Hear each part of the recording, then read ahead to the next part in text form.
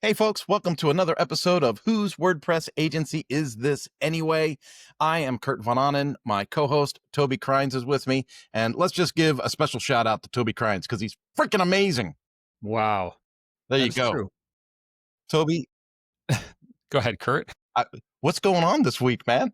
Well, let me tell you, we got a comment, and I want to share this comment with you on our YouTube. Apparently, we have a YouTube. So here's the comment from, and I'm sorry about the pronunciation here in advance, but the handle is WP Sagidul, and I'm sure I Sajadul. screwed that up. I'm sorry, Sagidul. But he says, as usual, I love this episode. Could you please make an episode where you talk about your WordPress stack and how you develop and deliver projects? I would appreciate it. Thank you. Thank you. I'm guessing the first name is Sagidul. So, Kurt, how tell us about your WordPress stack and how you deliver projects. I think it's so funny the way that, well, first off, shout out for the comment, for the question, because that's what we ask for from you guys all the time. Participate, like, comment, share, subscribe, comment, let us know what direction we're going. That said, I feel like over the last 2 decades, Toby, the real value of working with my agency, Mañana No Mas, is that we know how to filter out plugins from the stack rather than worrying about what plugins to add to the stack. Like we have really driven down to a simplicity model where it's like, if you want a CRM, here's my thing. If you want courses, here's my thing. If you want forms that do X, Y, and Z, I've got a couple of choices. Here's these two. How do we choose from those two? Well, let's have a conversation about the use case, and that's where that paid discovery comes into the conversation. But we keep it very, very simple. I think in the long run, from an agency perspective, you have to have a handful of tools that you trust, but then there's probably a handful of tools that you use on almost every site. I'm exploring the ideas of using two. One is Marooney, and you and I have discussed that on the show before. Marooney for my clients is kind of like a shortcut for them to ask me to make small changes on the website. So while I prefer to use a ticketing system for support, this Marooney tool enables them to basically take a screenshot of what they want to have changed on the website. And I have found that to be an incredible time saver because a lot of times customers ask for a change on the website and you got no idea what they're talking about. Like, where is it? And so Marooney helps me understand, like, where is it? What specifically do they want changed? And then in some cases, Marooney can actually make the change for me. And all I have to do is approve it, which shortcuts a lot of my process. So that's a one for sure. Rollback is another one for sure, right? Because when you do updates and you get the white screen of death, you got to quickly fix something. So rollback helps me quickly fix something. And then what was switch user. I do a lot of membership learning websites. So switch user switching is, I need to have that in every website. So when someone says, oh, I can't access my XYZ, I just go into the back end of the platform. I impersonate them using the user switching tool, and I go right to what they say they're having a problem with. If I can duplicate the concern, I can come up with a fix. If I can't duplicate the concern, well, now I've got a user issue. But that helps me discern whether I have a user issue or a hosting or a site issue. How about you, man? Um, I was thinking along the lines of people, because like so much of how we deliver is it's just who's doing the work and how it's getting done. And I think like for example, before we even do a project, I have it's kind of an unofficial marketing team, but so I have a person who's doing cold email right now, sending out email blasts. So she's managing that and just kind of reporting back to me and sending leads as they come into me. I have an SEO guy who's um, invests. We invest a lot in that and just developing leads that way. I have a LinkedIn guy who's helping me with my webinars, and then we have a designer that supports everything we do along all those lines. Then when it comes to sales, I have a guy, Ryan, who's helping me with sales. And then I'm the primary sales guy. And then, so let's say we close it, now it comes in house and we're ready to do it. And so we have a project manager, web developer, uh, designer. And then in an ideal world, like I'm very much not involved at the delivery point. I'm mostly handing it off to our project manager to deliver, and she'll come to me with questions. But if I ideally, I'll never contact the client directly from then on out. That's kind of like what we're aiming for. Yeah. So in terms of a stack, are there like favorite plugins that you like is on every Yeah, site or totally. So I was thinking it all starts with hosting. Let's say, like you got to choose a hosting provider. We have a couple. We do SiteGround primarily for like our shared hosting, and if we need a custom setup, we'll use Cloudways. But I'm not endorsing them. There's plenty of other great hosts, and everyone has their favorites. Um, then you think about WordPress backups, which I consider as a separate service from the hosting. Even though hosts will do the backups, I just don't trust them. It's like a single fail point, and so I always aim to have a second um, cloud backup that's taken automatically and dynamically, hopefully, like incrementally. So I use Managed WP for that, but you can use Jetpack, and there's other options too. I know you have one that you use. Um, and then similarly, you have team access. So like if you have developers that are helping you want a way to share access. So we do that a number of ways. Mainly we use Managed WP for like WordPress access, but I also share access through our hosting environment.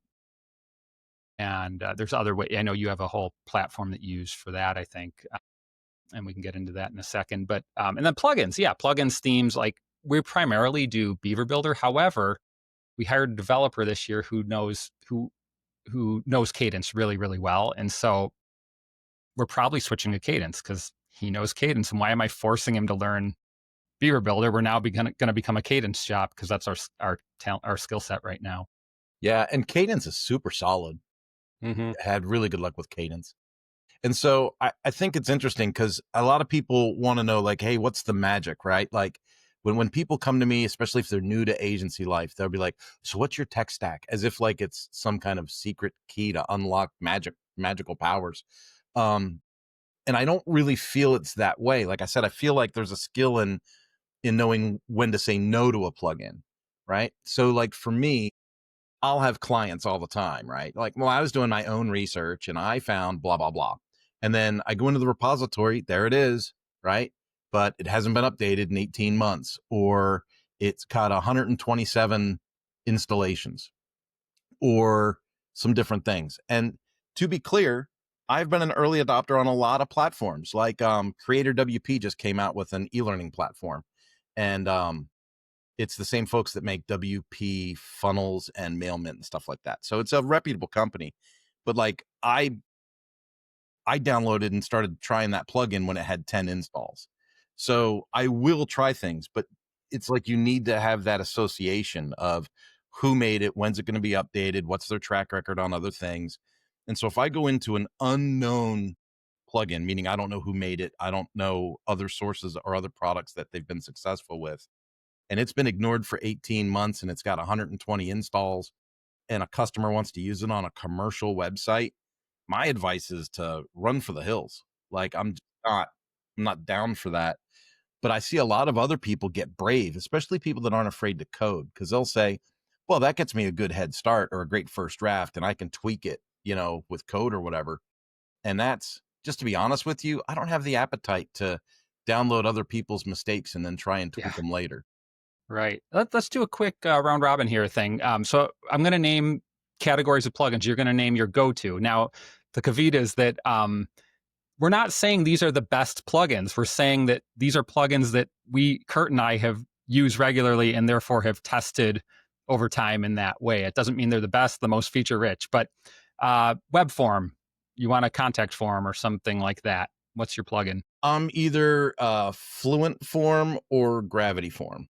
Great. I use Gravity Forms, so you're correct there. How about Google Analytics? I use independent analytics. All right. So you copy and paste the code from Google. Is that what you mean, or is that the plugin name? No, that's the plugin. Okay. So when Google went to the G4 nonsense, Mm-hmm. I had multiple clients flounder, and I said, "What?" So that's where the needs assessment comes in. I go, "What specifically do you want out of your analytics?" And most of my clients were like, "I just need to know the website's up and that people are visiting it." Like it wasn't it wasn't drill down material. And I was Hmm. like, you know what? Free plugin, independent analytics, slap that in there, activate it. It gives you reports. It's reliable. It does what you want it to do because you're not using what Google Analytics does. Right. And so that comes down to that needs assessment. I have some clients that are on Google Analytics, but for the most part, most of my clients are not. And so we Okay, it just took do me a minute. So this independent analytics doesn't even plug into Google Analytics. no, Okay, got it. Understood. Thank you. That's nope. actually a really neat point because yeah, like there are other analytics companies out there that is often an overlooked fact. Um, for me, when I'm gonna plug into Google Analytics, SiteKit is produced by Google. It's the most basic one to plug, like click, click, click, done. Otherwise, I use Beehive Analytics by WP MooDev, which is one of the oldest WordPress companies that has, in terms of commercial. How about SEO? People are going to shoot me for this one.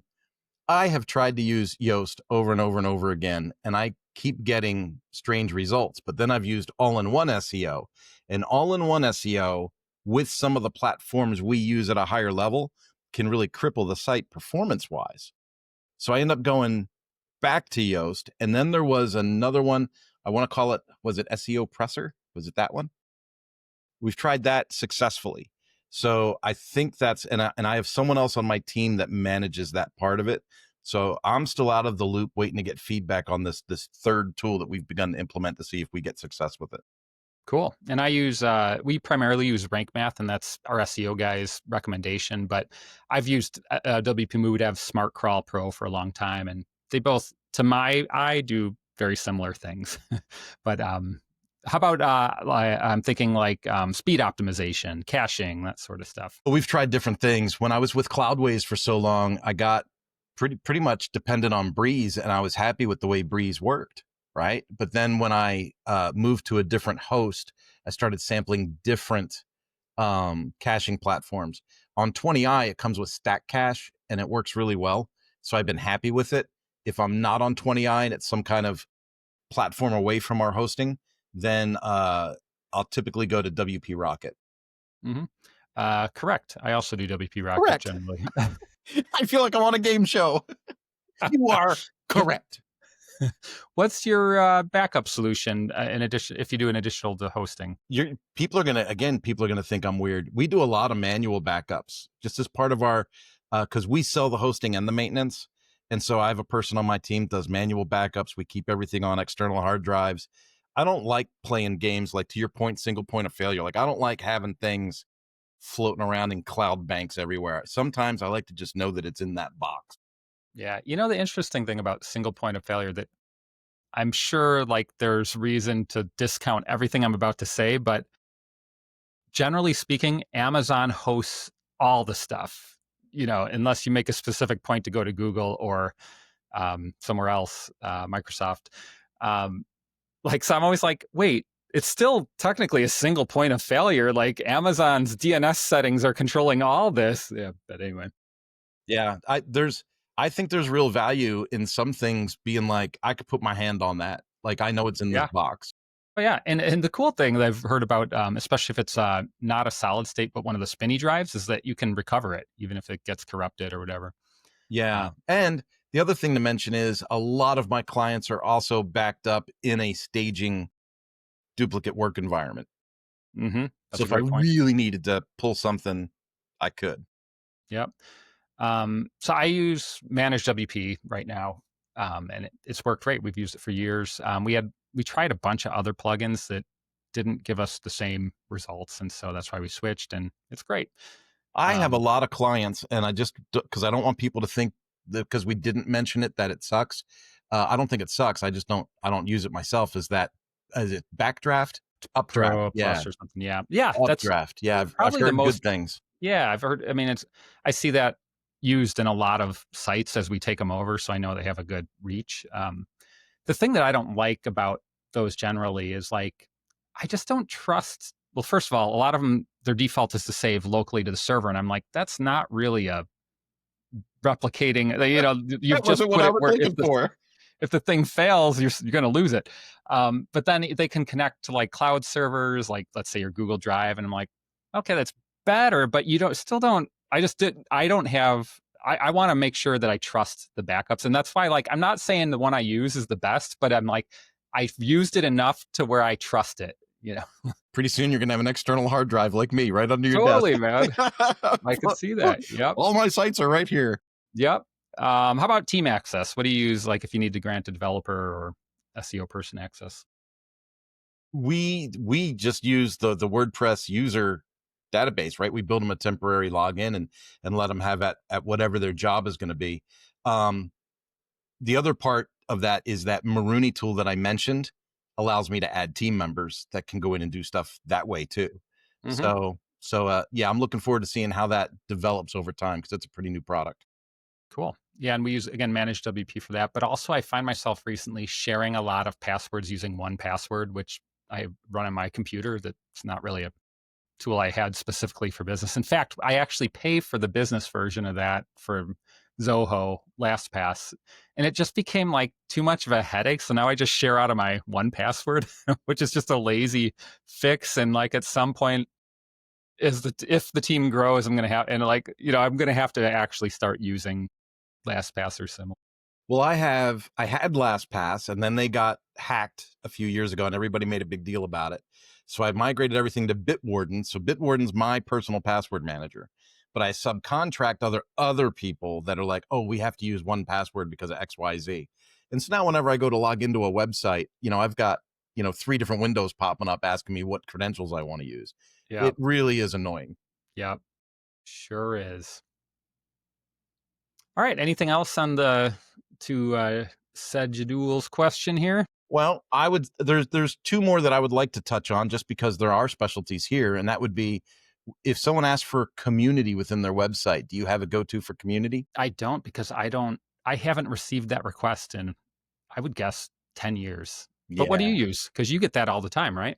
All the time, all the time. So Lifter LMS has an element called social learning. Again, based on the needs assessment with the client, sometimes that's sufficient. But the next step up for us there would be Fluent Community, which Hmm. is why Fluent Form comes to the top of our list for forms, right? Because we use Yep. all the Fluent products.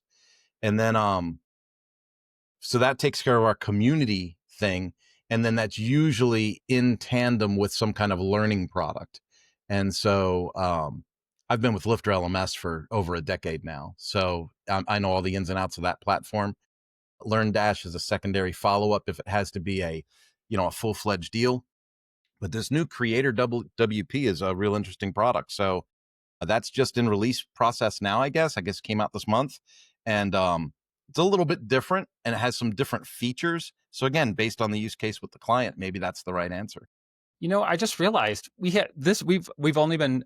I guess this is what Sajidul asked, but we've only been talking about WordPress tech stack. But I subscribe to 100 other services for my business, like invoicing, SEO. I mean, just SEO. I probably subscribe to 4 things, and I'm sure if Yeah. Are I you like on Hrefs and all that stuff? we have Hrefs. I think I think we pay for a couple other tools. Like I bought them a few years back or whatever. Our guy asked for them. It's like some of the stuff. Well, and as you know, this is like a problem. Like this SaaS service. Sometimes I have to be like, "Are we still using this? I've been paying for it." Like, Yeah. I have a Dropbox subscription because a client refused to use our file sharing program. And every time that Dropbox pops up for $12 a month, I get angry because I'm like, I'm not even using this. And the job with the client's basically done, but we still serve that client, right? So what if I hmm. needed to get into that content? So I keep Right. paying the stupid $12 a month. But Yeah. it's if you're not careful as an agency, and I throw this out to a lot of folks, like when I'm talking to people that are trying to do this for a living, you have to keep control of your expenses. As much as you are trying to control revenue coming in, you have to control expenses going out. And so that said, when you start talking about all these SaaS platforms, what percentage of your SaaS platforms are subscription and which ones are like lifetime deals? Like you paid the money, you got the lifetime deal, and that's it. On the WordPress plugin end, I have a number of lifetime deals, but everything else is monthly subscription or annual. Oh, Well, here's another thing. Like, I kind of like disagree with your premise. I agree and disagree because, like, there's two ways to make money. One is spend less, and the other is to bring it in. But when I think of like, without, if I'm not going crazy with SaaS services and whatever, like, let's say I'm paying well, we use Ahrefs, but let's say there's some ancillary service that we're paying $50 a month for. It ends up being 600 a year.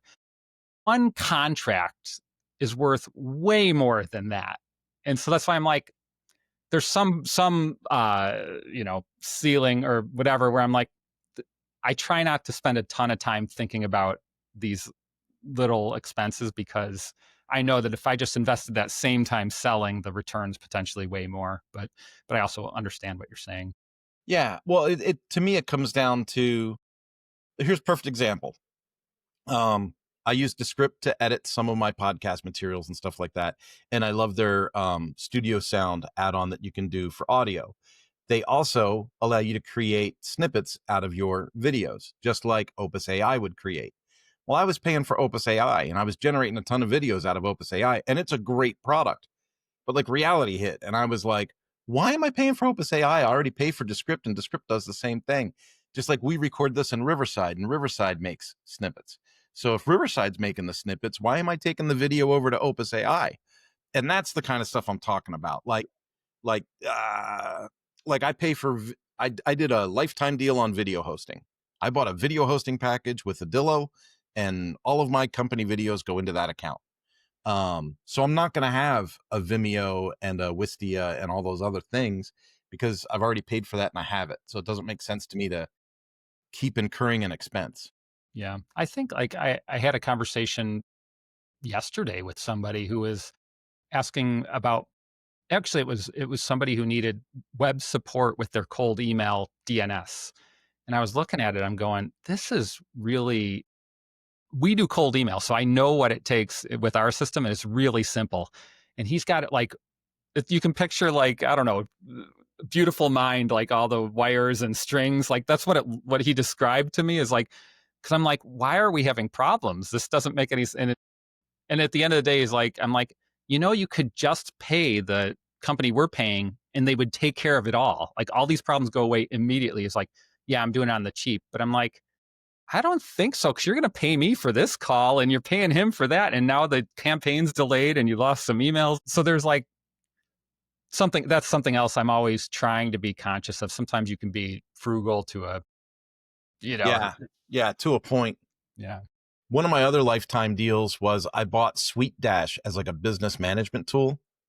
And, we have a question that's staged in here that says, when do you switch to a monolith project management system? Mm-hmm. Um, and it's actually part of the training I give in my course. I'm like, you need to have something right out of the box. Like, I would rather see you build your business to fit a tool rather than have your business grow, lose control of it, and then go, oh crap, I need a tool.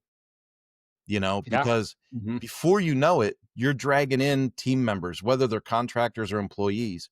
You're dragging in team members. You've got clients. You've got assets for a project.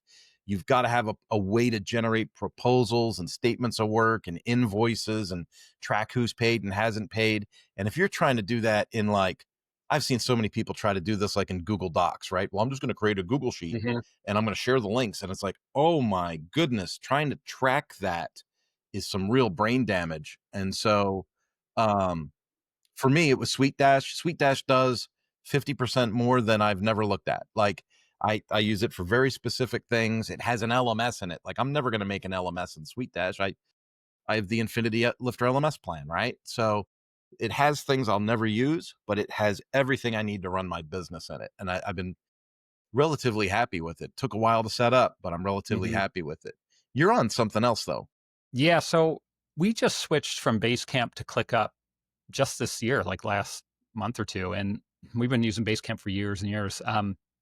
And so at a high level, that's a different way to manage projects. It's a different philosophy behind it. And it just felt like a better fit for where we're at today. Um, but also, when we switched, we're like, whoa, this also has time tracking. And so not only did it make time tracking easier because it's kind of a monolith type of thing, but like now I don't have to pay the time tracking company. I was paying like 100 a month, and that's just kind of absorbed in my $12 a month per seat on ClickUp. Yeah. Um, The, um, the time tracking is interesting. I want to back up on that. We create tasks. So we have our project, we create tasks for the project. We can Gantt chart it out if we want, but realistically, I just say, what are we working on and what's done, right? But we track our time on everything. So even if it's a package and I say, yeah, we can do that for you, it's $10,000, bam. And then we build the 20 tasks in the project. We still track the time on each of those tasks. And I've had people ask me why before, like, why? You're not really charging people by the hour. What are you doing? And for me, it's such a valuable tool to have internally because as I'm doing needs assessments with people and they're trying to come up with their new, reinvent the way the internet works, in my mind, I'm trying to piece it together with other jobs we've already done. And when it comes time to kind of estimate or quote that job, I can go, well, on this job, we spent 3 hours on this, we spent 9 hours on that, we spent 27 hours on this. A lot of things customers think are going to be easy. They start their sentence with, well, all you have to do is, those are the ones that usually are surprisingly intense. And so I can look at that and I have the data in front of me. So with that data, I can say, here's my data, take that, multiply it by 1.3. That's going to be my estimated time. Boom. And I can factor in some time for meetings. Yeah. So we don't generally, actually, we kind of never bill hourly technically. We keep track of it as it's going, but it's similar where we're mostly like every now and then I'll review the numbers and be like, that's a lot of time for that. What happened there? And I just A kind of like lot of time. use it as like a debrief opportunity. Like, tell me what's going on. And usually it's mid project. I'm like, I thought this was going to be an hour and it turns out it's 10 hours. And oftentimes they'll be like, well, yeah, but this thing. And I'll be like, oh, well, hold your work. Maybe we need to bill for this differently. And so I'll go back to the client sometimes and have that conversation. This, and I know we're leapfrogging a little bit with some of our notes, but how much transparency, how much insight and transparency do you give to employees about your business? And so let's say that you have that you have that discussion, right? And you go, hey, what took so long here? Blah, blah, blah, blah, blah. And in their minds, they're like, what's the big deal, boss? And then you go, well, we really only billed $1,800 for this, and you've got 26 hours into it. That's not profitable, right? Like at what point how Yeah. much transparency do you give? Our team has this is not the proper way to do it probably because I feel like I need to do more on this, but we don't do any education internally about the Mighty Most finances. However, every member of our team can see every contract that we sign.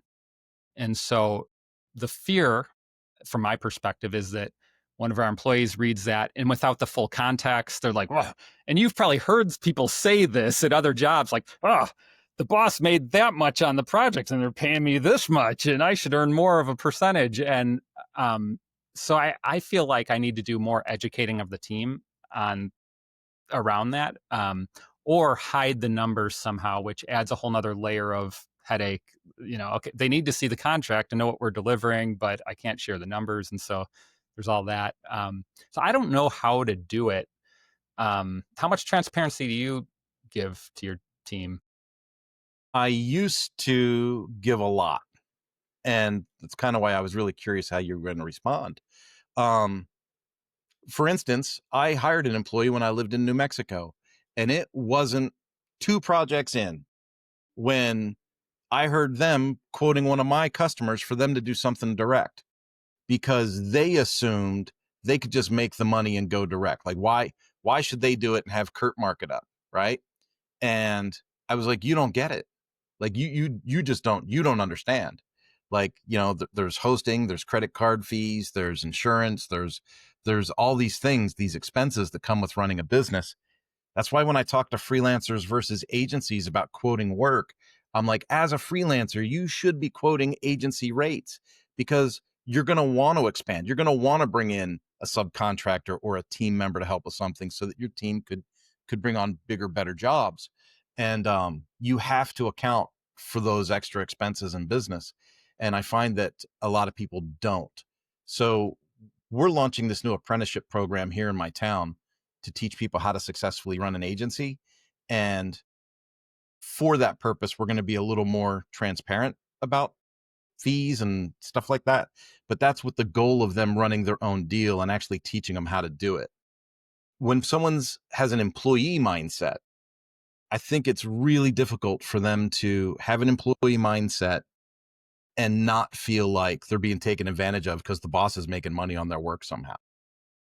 I've learned recently, we'll say it's my wife. We've been having conversations. She's a therapist. Um, and this is my interpretation of what's going on in her head. So I'm not saying it's totally true, but this is just what I think is true, is that she knows how much the boss is collecting because she's been in the biz long enough and knows what insurance companies pay, and then she sees what she's getting paid. Um, but it's pretty apparent to me that she does not understand all those business expenses that you just laid out, like lights, office space, taxes, insurance, and who knows what else to her, specific to her field, invoice. How about you have to hire people to collect the money, like you have to hire Yeah. people to book the appointments. I Um, I remember growing up with my father, and my father he battled a lot of his own demons. He was a high precision tool and die maker, which is a very, very stressful, very exacting job, right?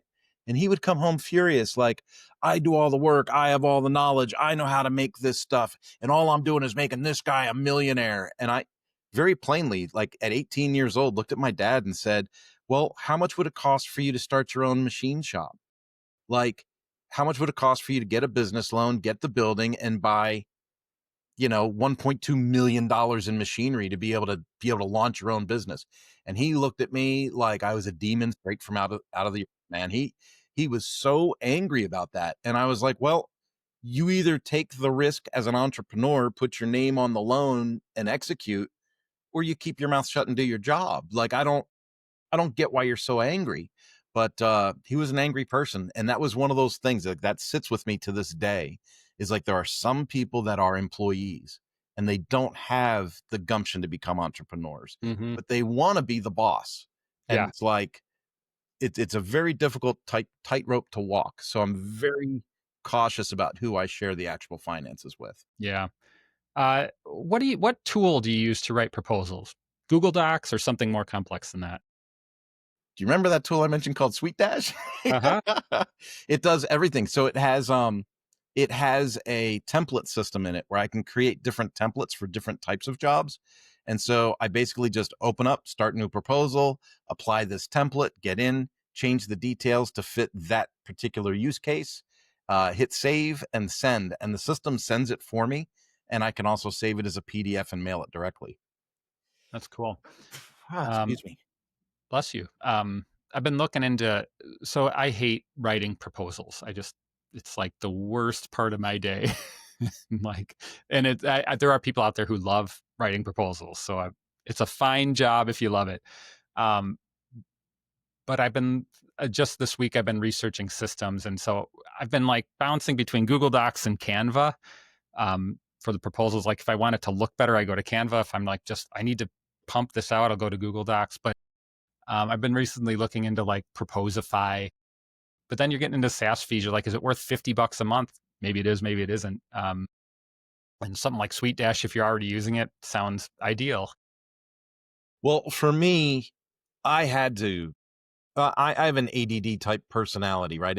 I can get distracted easily, and I can have all these tools floating around doing things. And so for me, when I found Sweet Dash, it worked for my work method, right? Because everything's in there. Sometimes I look at something like, to your point, you mentioned Canva for a proposal. I bet you I probably could make the proposal look better in Canva. Um, but at the end of the day, I don't think our proposal's hideous, right? And so I'm like, all right, it's not hideous, it's part of the platform. And when I have the system send the proposal, it can accept a digital signature, add it, and then convert them from prospect to client inside the system, right? So it's kind of like this really high powered CRM that does the invoicing and the collecting, and it does all that stuff. And so for me, it was the right tool at the right time. Hmm. Yeah, that makes sense. You use Gmail for work or Nope. Google Workspace? What do you use? Nope. Um, I use the email setup in our server, which I know a lot of other agencies are like, oh my God, you have email and a website on the same thing. But I do. I have email and my website in the same space. The MX settings are all in there, right? Part of the stack panel and all that inside 20i. And then I just take the configuration from that and pound that into my Microsoft Outlook in my PC and run my email through that. It's duplicated with IMAP to my Hmm. phone, to my tablet, to everything. And I just didn't want to pay for Google. Hmm. How about invoicing? Is it Sweet Dash as well? Sweet Dash again.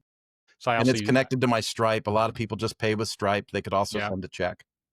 I use Harvest and Stripe directly sometimes through a Gravity form, but I've been struggling with. So this year I wanted to not do. I didn't. I wanted to stop paying the big fees on the big transactions, and it's been really hard. Like I've gotten a lot of pushback from customers who are like let's say credit cards fine. They're all totally willing to pay credit cards, but after like if it's more than like $200, you start paying more than you would for through an ACH, for example. And so I haven't found a great tool. So you out there in listener land, if you know of a great tool that can do credit card and ACH, let me know.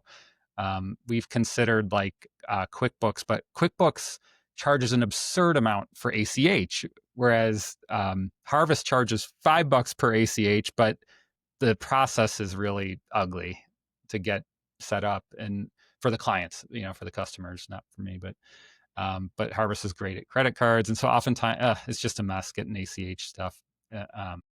Yeah. I've got one client that's, typically billed in the $4,000 to $6,000 range, and they put it on a credit card and run it through Stripe. And every time they do it, I'm like, I mean, don't get me wrong, I want the money. But yeah, but but but I'm like, why won't you, and maybe they're collecting airline miles and they want to use the credit card. totally. Well, It's they all yeah, have a reason for something. It's a big business, so they could be yeah, totally leveraging that, the yeah. benefits of the credit card. But yeah, it costs us, the 2.9% and 30 cents on every transaction, and then that adds up. There was a time where I was offering clients. I was like, if you mail me a check, I'll stop over to your place with a bottle of the fanciest wine I could find, and I did it for a few times. It was a lot of fun, but it's a trick. But part of that is too. This is what when we talk about business expenses, you just paid $120 to process that transaction for that 4,000. And Yeah. yeah, I've paid many of those time and time again. You're like $120 just to process the transaction, but you're like, just cost of doing business. I'm also going to pay 2,500 for business insurance this year. Like it's just the cost of doing business. When so I'm going to get personal. When did you decide I need business insurance and I got to cover my fanny? Um, when it was when a client said they worked for the University of Minnesota, they're like, we can only work with you if you have $2 million of liability insurance. And I was like, well, it's probably a good idea to have that anyway. So, and actually, I want to say that contract was $2,000. The insurance was around $2,000. I'm like, all right, I'll do this work and basically pay for the insurance contract. And, Yeah. Yeah. For us personally, since 2008, we've only had one customer ever contest a charge, ever. So all of a sudden, one day, this lady's like, my situation has changed and I want all my money back. And we've talked about this on the show before, so we won't rehash the story. But Stripe basically just said, okay, here's your money back, and then told me I could fight to get it back. And I was like, right. this Yeah. is a weird way to do business. So then I said, well, here's a copy of our website, here's a copy of the emails, here's the authorization, here's a copy of the contract. Everything's done and delivered. Her life circumstances changed. That doesn't change the work that was done. And Hmm. they sent back a thing that said, you have failed to provide proof that you have delivered a product of equity or whatever, right? Like it was like this weird statement. It was a really weird statement. We Yeah. never got the money back.